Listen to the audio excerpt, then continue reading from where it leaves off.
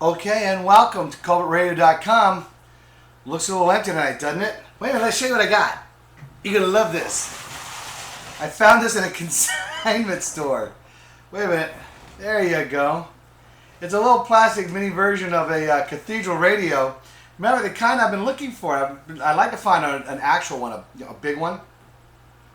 Maybe fix it up, actually make it work as a radio. Oh, guess what? Since I started the show, I see Brooke Fox is pulling up into the front yard, so she'll be joining us shortly. So we'll introduce you when she gets here. So let me just start with welcoming my cast. Hello, cast. Don't everybody speak up at once. We may have a special guest for you tonight. We have a girl from Kazakhstan who may be coming in to talk to us. It'll be a lot of fun. And no, we are not going to tease her about Borat. I'm sure if she ever saw Borat, the movie, she'd be furious. It's sort of like the Irish. I met so many people from Ireland. When you talk to them about The Quiet Man with John Wayne and Maureen O'Hara, that movie really upsets them. So we're going to try to avoid upsetting them at all costs. All right? And but her name is Yaroslava Chersenko. And obviously ethnic Russian, but born and raised in Kazakhstan. And she's here. If you're born in Kazakhstan, I think you'd want to be here too. It's cold in Kazakhstan. It's warm here. Let's see. We have the Dr. James W. Colbert Endowment at the Medical University of South Carolina. So if you go to musc.edu, it'll take you to the home page of the Medical University of South Carolina. And there you'll find opportunities to donate, to contribute. And one of the things we'll hope that you'll contribute to is the Dr. James W. Colbert Endowment at the Medical University of South Carolina. And who just snuck in? It's just the two of us? It's just the two of us for now, Brooke. Wow. Go on and have a seat. As we all know, Brooke Fox, the leading archivist of the United States today. And, oh God, we had a terrific time. I covered Edupalooza, not for the show, but for the educational community here in South Carolina. And Brooke was gracious enough to have asked me, along with the people, I guess the Waring Library, to come and cover it. And we had a wonderful time, didn't we? Yes, it was very fun. Oh God, it was so much fun. And they had Jack's Cosmic Dogs, although I should be doing advertisements for Jack's Cosmic Dogs. But everybody goes on and on about these hot dogs. Did you end up getting one? I never had one. I've never had a Jack's Cosmic Dog. But it turns out Jim Fisher at the Medical University, remember we saw Jim, and it turns out he and his lovely wife Chris, they go to Jack's Cosmic Dogs after Mass on Sunday mornings. My wife and I, we always go down to the Hominy Grill. We used to go to Mimi's, but now we go down to the Hominy Grill. You ever eaten there? Hominy? Yeah. I like the Hominy Grill. Yeah, we go for lunch sometimes. Let me tell you, I went, not long ago, I went back to a place I used to love, the Variety Store.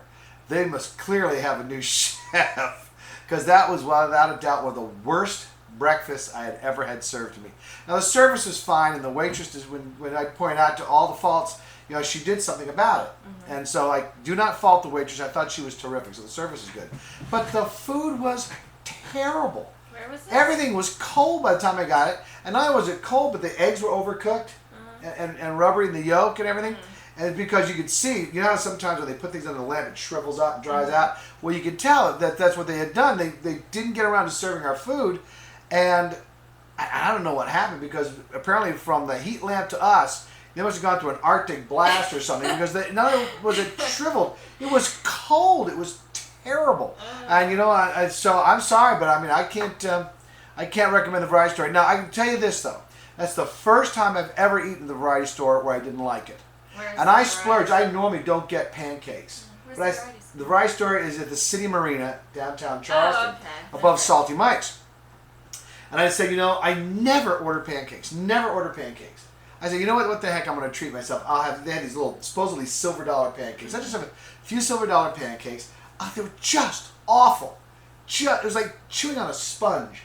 It was, you know what I'm talking about, when pancakes get that way? I said, my God, McDonald's makes a better breakfast than the Variety Store does. So I can't recommend them to you, but I'll tell you what I do. I'll probably go back there again sometime, and I'll re-report to you, and I'll let you know whether or not Variety Store is a place worth going back to. But I can, at this point, in good conscience, recommend it to anybody. On October the 2nd, we have the Leukemia Cup Regatta, which will be held at the Gilliard Auditorium. You can buy your tickets at the door, or you can contact the Leukemia Foundation about getting tickets. and you're $35 per head per person, but that gets you a sumptuous dinner, an open bar. Ooh. I mean, that bar is open from the get-go. You know what I mean? They're not going to wait for dinner to open that bar. That bar is open. So, I mean, you trust me, you get your $35 in liquor easy.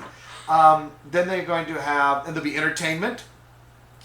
Me personally, I'll be providing what little entertainment. It's not really a comedy thing, so they're not expecting me to do like a regular stand-up routine, that sort of thing. But I might make a few jokes here and there. We have a silent auction and a public auction, all to be held on October the 2nd at the Gilead Auditorium, which is that's the day of the regatta, and they raise a lot of money for the Leukemia Foundation. And I had a friend of mine who was a member of the Charleston Yacht Club, Pete Dupree, who succumbed to leukemia. And he was a wonderful guy, and I miss him very much. And his wife, Sherry, is a lovely woman. And so if you're looking for a good time and you want to help a worthy cause, be at the Gilead Auditorium.